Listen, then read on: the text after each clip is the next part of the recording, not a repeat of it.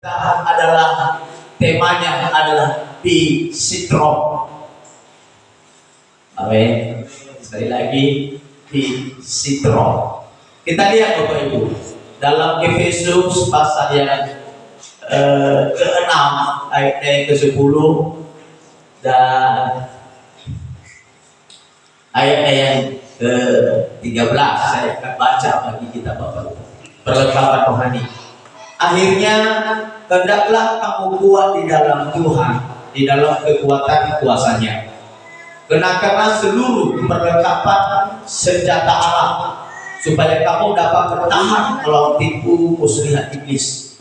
Karena perjuangan kita bukanlah melawan darah dan daging, tetapi melawan pemerintah-pemerintah, melawan penguasa-penguasa, melawan penghulu-penghulu dunia yang gelap ini, melawan roh jahat di udara. Sebab itu ambillah seluruh perlengkapan senjata Allah, supaya kamu dapat mengadakan perlawanan pada hari yang jahat itu dan tetap berdiri sesudah kamu menyelesaikan segala sesuatu. Bapak Ibu, saya akan kembali kepada judul daripada firman Allah adalah P-Sitrom, artinya adalah kekuatan. Ibu bapak, bahwa kekuatan manusia ada masa. Ada masa kita kuat dan suatu saat tiba masanya nanti kita tidak bisa berdaya. Hari ini kita bisa kuat dan oke, 40 tahun kita masih kuat, 50 tahun kita masih kuat. Tapi setelah itu mencapai 60 tahun, Bapak Saudara, kita tidak akan berdaya dan kekuatan tidak ada lagi bagi kita, Bapak Saudara. Hilang. Segala sesuatunya kita punya masa kekuatan. Makanya dalam penilaian bahwa ada masa anak-anak, ada masa remaja, ada masa muda-mudi, ada masa kekuatan itu ada, dan ada masa tua.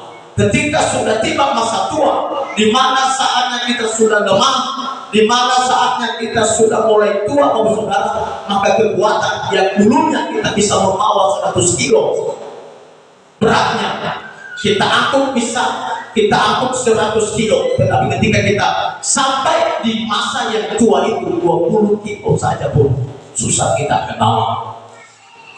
Bapak Ibu. Nah, Bapak Ibu adalah bahwa kekuatan adalah terbatas bagi manusia. Saya setuju yang disampaikan oleh Yeremia di dalam pasalnya yang ke-17 ayat 5 berkata bahwa terkutuklah orang yang mengandalkan kekuatannya sendiri. Terkutuklah orang yang mengandalkan manusia. Kenapa? Kalau kita mengandalkan satu kekuatan manusia, maka ada masanya, tiba saatnya kita tidak bisa berdaya, Bapak Saudara. Salah satunya di kampung kami, pernah ada di kampung kami, Bapak Saudara,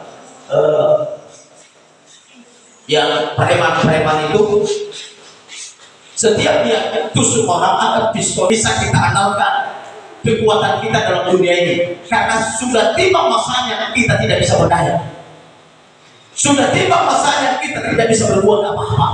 Bapak Saudara, Bapak Saudara, saya lihat dari kamus besar bahasa Indonesia tentang kekuatan ini, Bapak Saudara,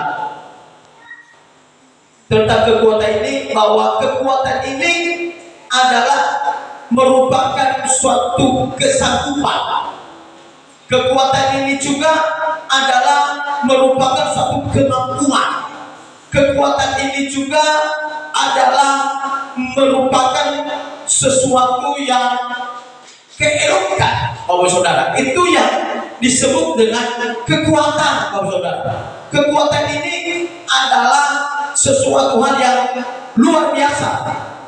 Keuletan, keteguhan, mutu kehebatan, atau keistimewaan, atau kejempolan, atau ketangguhan, keunggulan, keutamaan, sabar, keberanian, dan kekuatan. Itu adalah merupakan satu kekuatan di kamus besar bahasa Indonesia, Bapak Saudara.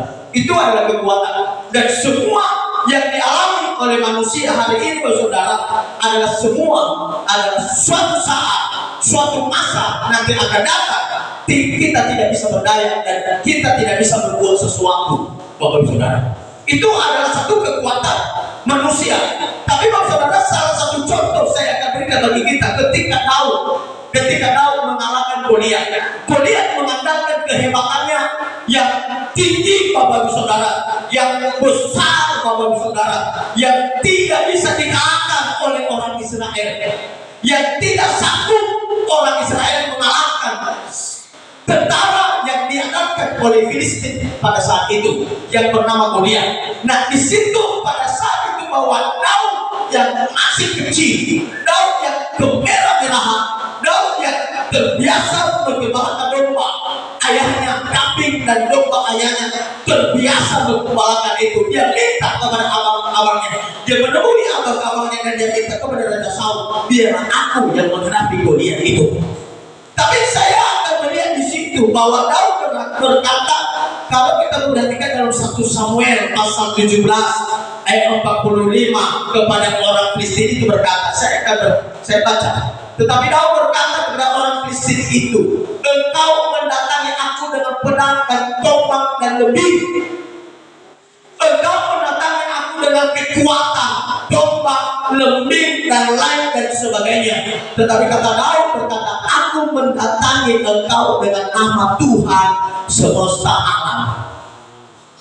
Di situ kita melihat kalau secara manusia pertandingan antara Goliat, pertengkaran antara Goliat dan Daud, otomatis kalau saudara bahwa Daud pasti akan kalah. Ketika Daud menghadap Goliat sangat ketawa dan mengejek. Anjingkah aku ini? Katanya. Sepertinya karena Daud adalah merasa kecil.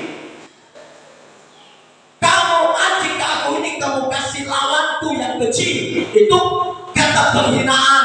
Tetapi Daud berkata, engkau menghadapi aku dengan tombak dan lebih dan kekuatanmu, tetapi aku menghadapi engkau dengan kekuatan, dengan nama Tuhan semesta alam. Di situ kita melihat, saudara, kekuatan manusia terbatas. Tapi kita yakin kalau kita andalkan Tuhan, kekuatan itu tidak akan pernah terbatas. Amin. Tidak pernah terbatas. Kekuatan kita kadang-kadang terbatas, saudara, tetapi kekuatan manusia tidak akan pernah lemah dan tidak akan pernah hilang dari kita ketika kita mengandalkan Tuhan. Daud berkata ketika dia di umur 85 tahun. Ketika dia di umur 85 tahun, Daud berkata, dahulu aku muda dan sekarang aku sudah menjadi tua, dan kekuatannya adalah sama seperti dia muda. Kenapa? Karena kekuatan yang dia dapatkan adalah kekuatan daripada Tuhan. Kekuatan yang dia raih adalah kekuatan yang ada daripada Tuhan. Kita memperhatikan dari Efesus ini, saudara, dikatakan di sini, akhirnya hendaklah kamu kuat di dalam Tuhan, di dalam kekuatan kuasanya. Berarti artinya kekuatan manusia hanya ada di dalam Tuhan. Kekuatan manusia hanya ada di dalam kuasa Tuhan. Kalau kita keluar dari jalur daripada kekuatan kuasa Tuhan, maka kita akan lemah, Bapak Ibu Saudara. Yang ayat 11 berkata, kenakanlah seluruh perlengkapan senjata Allah supaya kamu dapat bertahan melawan tipu muslihat iblis. Tipu ini, Bapak Ibu Saudara, bahwa kalau saya baca bahasa Nias di mana? Mi orguna pefunga wangona bahwa sumota ada sino ibe lo malagi kumi. Enao abe ami babolawa faonehe kafoka. Bahasa Indonesianya pakai tipu muslihat. Sifat yang menipu adalah itu sifat iblis. Merayu-rayu, sedikit-sedikit merayu-rayu bagaimana supaya kita jauh dari Tuhan.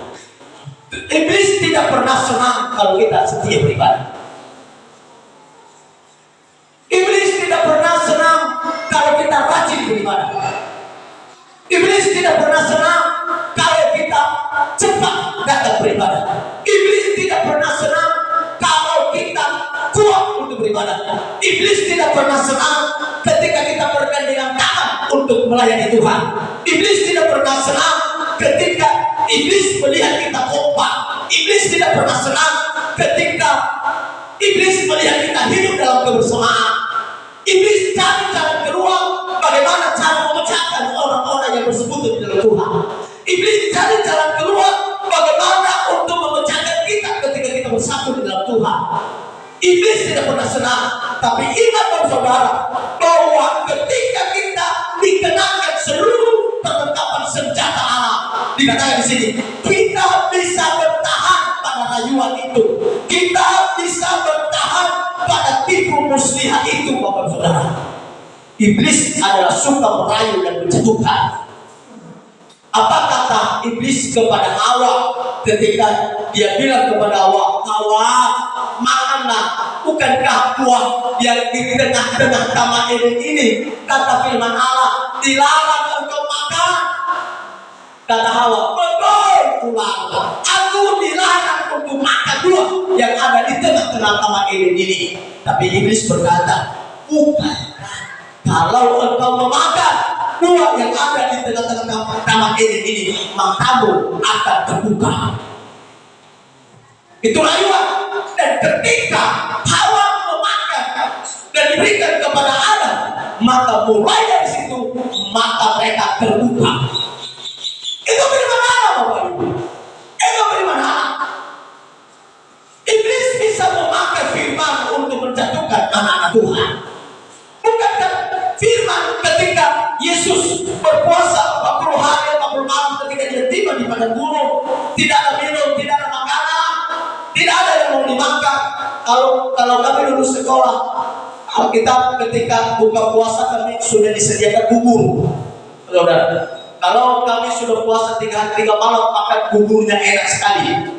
Nah, ketika Yesus mungkin buka puasa di padang gurun 40 hari 40 malam, tidak ada makan dan minum yang mau diminum, tetapi datanglah iblis, ular menyerupai ular, datanglah iblis menyerupai ular. Dia berkata kepada Yesus, jadikan batu ini menjadi roti. Bukankah itu firman Allah? Apa kata Yesus? Manusia hidup bukan dari roti, tapi manusia hidup dari firman Allah. Kedua kali ular iblis dibawa di atas bukit yang paling tinggi, ini Mahligai gereja baik Allah. Lalu dia berkata, jatuhkanlah dirimu, bukankah nanti datang malaikat akan menatang engkau sehingga kakimu tidak terangkat ke batu-batu. Tapi Yesus tidak melakukan. Terakhir, bahwa iblis yang bawa Yesus ke bukit yang paling tinggi, lalu dia berkata kepada Yesus, Yesus, lihatlah sekelilingmu, kalau engkau menyembah aku, maka semua yang dilihat oleh mataku kuserahkan kepadamu. Apa kata Yesus? Engkau hanya menyembah kepada Allah saja. Bukankah itu satu firman Allah? Bagaimana cara untuk menjatuhkan kita, saudara? Bukankah itu kata firman Allah? Bagaimana caranya untuk menjatuhkan kita? Makanya banyak orang berkata, tidak masalah kalau minum tua. Karena di dalam firman Allah pun ada. Paulus pernah berkata kepada anaknya Timotius, Timotius, ambilkan aku anggur sedikit-sedikit untuk aku minum, supaya pulih kesehatanku. Bahwa saudara, jangan salah tangkap Bapak Ibu Saudara. Kenapa Paulus minta anggur sedikit-sedikit kepada Timotius, saudara? Karena dia dalam posisi itu dia sakit dalam atau sakit pencernaan. Tapi kalau sekarang orang sehat minum tua, seharusnya orang sehat tidak boleh minum tua. Tapi itu bukan 1 botol, bukan 2 botol, tetapi hanya sedikit dari firman Allah. Memang anggur di Timur Tengah adalah anggur yang beralkohol. 1,5 gelas kita minum boleh koyong, setengah gelas saja itu anggur yang apa? Makanya pernah dulu percaya kita adalah disipro, adalah merupakan satu kekuatan. Bahasa Yunani yang pernah saya sampaikan dunamis. Dunamis itu adalah kekuatan kuasa yang diberikan oleh Tuhan. Power, power atau artinya adalah kekuatan, power atau kekuatan Allah, power of God. Kekuatan Allah yang ditransfer dari dirinya adalah mengalir dalam diri kita. Itu merupakan satu kekuatan. Dan Bapak Ibu Saudara, hari ini kita punya kekuatan yang seperti itu. Tidak semua orang bisa bertukar. Tidak semua orang bisa bertukar. Dan juga Bapak Saudara bahwa tidak semua bisa berpangkas. Itu adalah kesempurnaan, itu adalah kemampuan, itu adalah kekuatan. Saya tahu itu adalah kekuatan yang Allah beri. Tidak semua bisa berpangkas, tetapi ada yang bisa berpangkas. Tidak semua orang yang Bapak Saudara, tidak semua orang yang bisa susun batu-bata dengan halus. Tidak semua. Tapi saya yakin bahwa itu adalah kesempurnaan, itu adalah kekuatan Allah. Tidak semua kita pasti berbicara. Amin. Tidak semua kita unik ada. Tidak semua. Tidak semua kita pintar kamayola. Tidak semua. Tidak semua kita pintar kata-kata hikmat dalam Amsal berkata. Kata-kata hikmat. Tidak semua kita bisa berbicara dengan baik. Tidak semua. Tidak semua kita berbicara sesuai dengan apa yang diinginkan oleh seseorang. Tidak semua. Tetapi Bapak Ibu Saudara, itulah kekuatan. Hari ini saya akan katakan kepada kita, semua kita yang ada di sini, kita punya kelebihan masing-masing. Dan kita punya kekurangan masing-masing. Amin. Kita punya kekurangan dan kita punya kelebihan masing-masing. Nah, oleh sebab itu Tuhan inginkan kita hidup kuat. Ketika kita hidup kuat, saudara, di situ kita harus bersama. Di situ harus kita bekerja sama. Kemarin saya dengarkan maka Bapak Saudara, disitulah iblis datang untuk merayu-rayu kita. Amin. Haleluya. Baca-baca dari kepala. Ketika kita mau bertumbuh dalam Tuhan, bukan firman yang lemah, bukan firman yang anak-anak, tetapi firman adalah harus firman yang keras.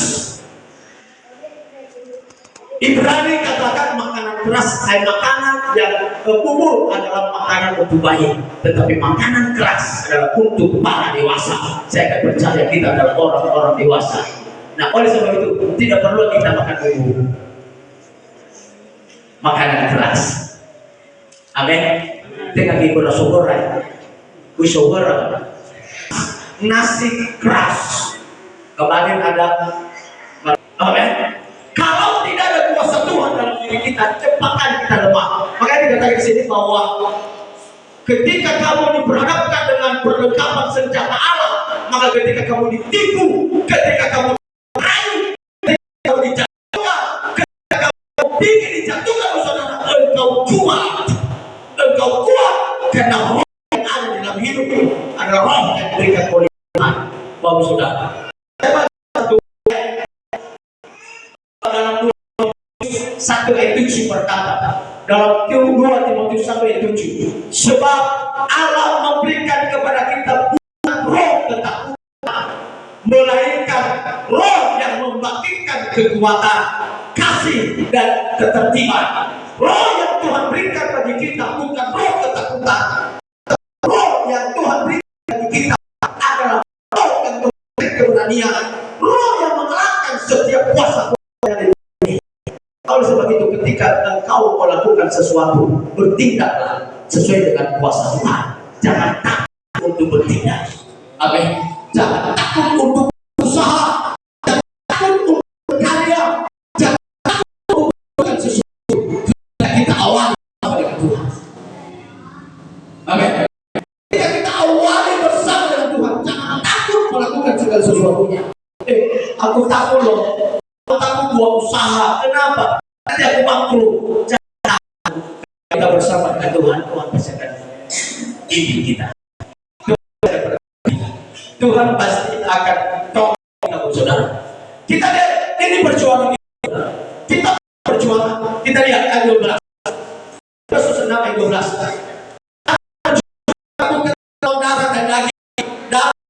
dimaksud manusia. Tidak boleh yang tidak baik. Tidak boleh sebenarnya kita saling menjatuhkan tidak baik. Karena itu adalah darah dan daging. Tetap lawan pemerintah. Saya jelaskan di sini, saudara, bukan pemerintah ini, RT RW, bukan itu, tetapi pemerintah yang di sini setan, kuasa setan. Tapi melawan pemerintah melawan penguasa pembunuh dunia yang gelap ini, melawan roh jahat di udara. Inilah perlawanan kita, inilah perjuangan kita, saudara. Kadang-kadang kita gagal karena mereka menjatuhkan kita. Kadang-kadang kita gagal karena mereka kadang-kadang kita terjerumus. Kenapa? Karena mereka matian bagaimana caranya untuk menjatuhkan setiap kita, saudara. Kalau saudara, jujur saja, saudara, kalau ada jemaat yang dekat dengan itu tidak akan pernah senang. Bagaimana caranya jemaat itu membenci kepadanya?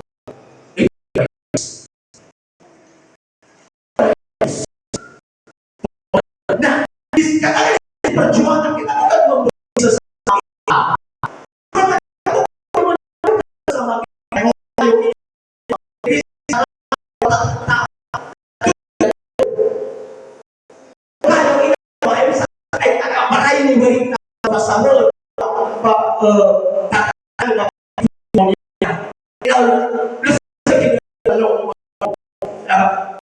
Karena seperti itu adalah iblis. Tapi kalau kita bersama dengan Tuhan, mau kuasa kegelapan itu tidak akan pernah apa, karena kita ditutup oleh kuasa darah Yesus. Kalau darah Yesus bohong, baru bisa. Saya tidak takut dengan Allah. Kejahatan ini saya tidak pernah takut. Kenapa? Karena di luar bungkus saya adalah darah Yesus yang kuat. Itu mengalahkan kegelapan, mengalahkan kejahatan. Darah Yesus sudah menutup bungkus kita dengan darah yang kuat.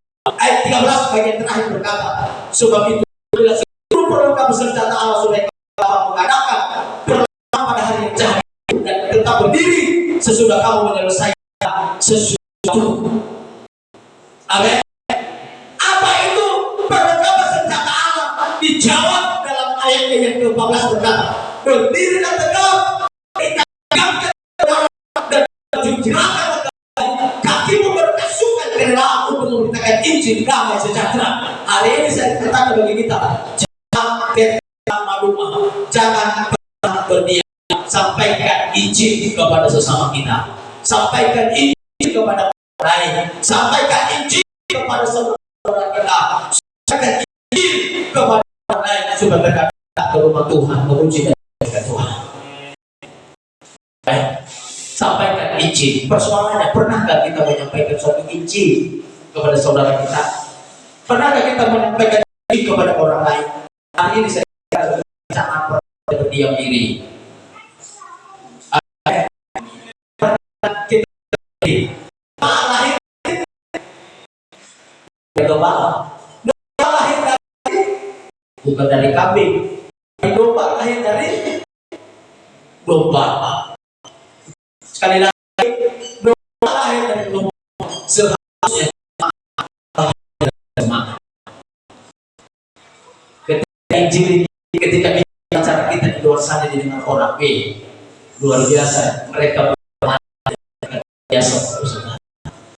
Kita mau membantu orang, kita mau melakukan sesuatu kepada orang.